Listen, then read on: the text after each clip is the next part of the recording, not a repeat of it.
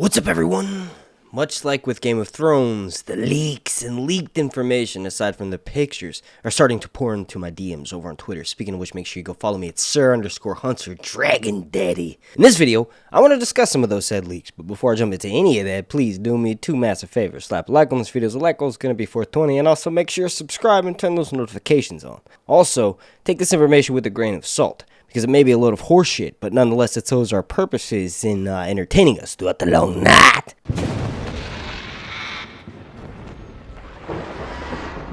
Alright, so I'll start with the plot leak details. Now, this person mentions that in the first few episodes, over 7 cast members will die. Several of them have a lot of heavy screen time in the first couple of episodes, so most of the average show watchers will think they're a part of the series, at least throughout the first season, but we all know how that goes. And they also mention that some of them will appear after their deaths in flashbacks.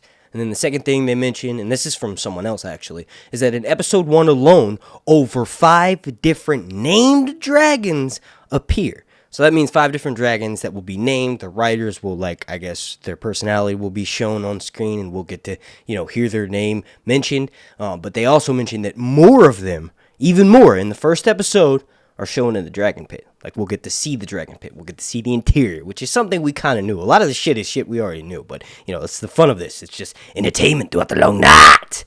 The next thing they mentioned is that several never-before-seen locations in the leaked pictures, confirmed this, are going to be shown. And they say that in general, this is someone who I guess has seen parts of the storyboard or whatever. They mentioned that in general, the series feels much bigger than the original. Not different, but just bigger. The first season alone is equivalent to the later seasons of Game of Thrones in action and pacing and scale. They also mention, and this is interesting because this is something that I haven't really seen mentioned a lot yet online, and it's one of the first things that everybody speculates for the upcoming season of Game of Thrones is how big is the budget going to be? How all out are they going to go?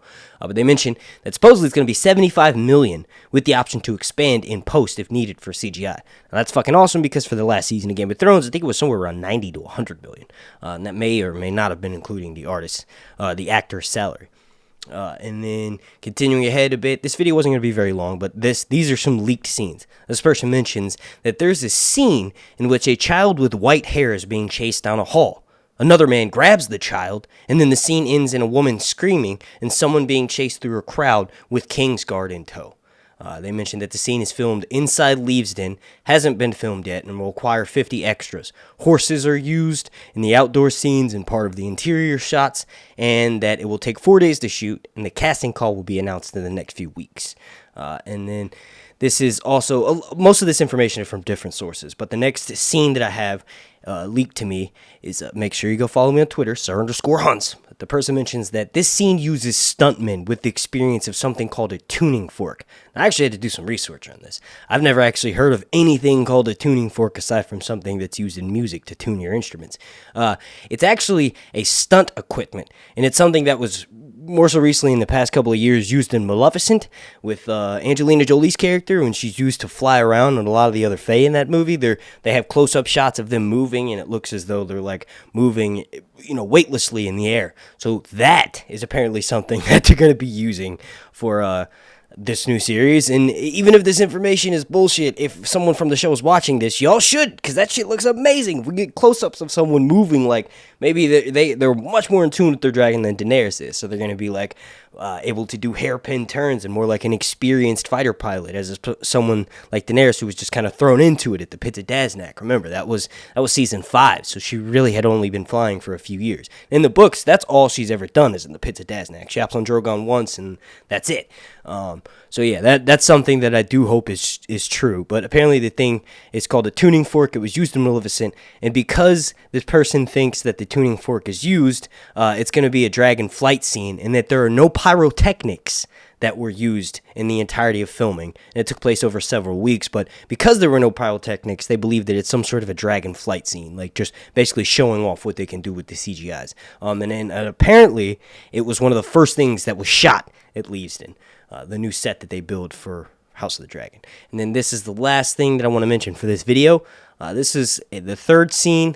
It is this scene we've seen pictures of, and it's like the fifth-year attorney, and this kind of links some of that information together. But the person mentions that it has to do with Daemon crashing on the beach and sort of like, throwing his sword into the sand. But this is after he returns from the Stepstones. And basically this person mentions that he's putting on a scene for Viserys. Like this is part of like his act. He's making it seem as though he's been struggling with the Stepstones, but in all actuality, he's been just chilling out with the whores and occasionally flying in on his dragon. And for the most part, Corlys has been doing all of the hard duties.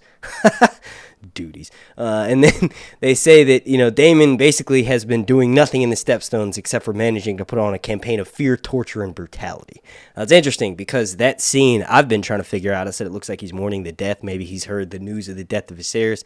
Then we had that video footage of him going and knocking someone out after they say something and hand him a message. So that could have been, the news that he's been summoned back to King's Landing, or maybe they're sort of mocking how he basically doesn't do anything and he shows up out of nowhere and he starts giving orders, and this guy sort of gives him a little bit of lip, and that's when Daemon knocks him out.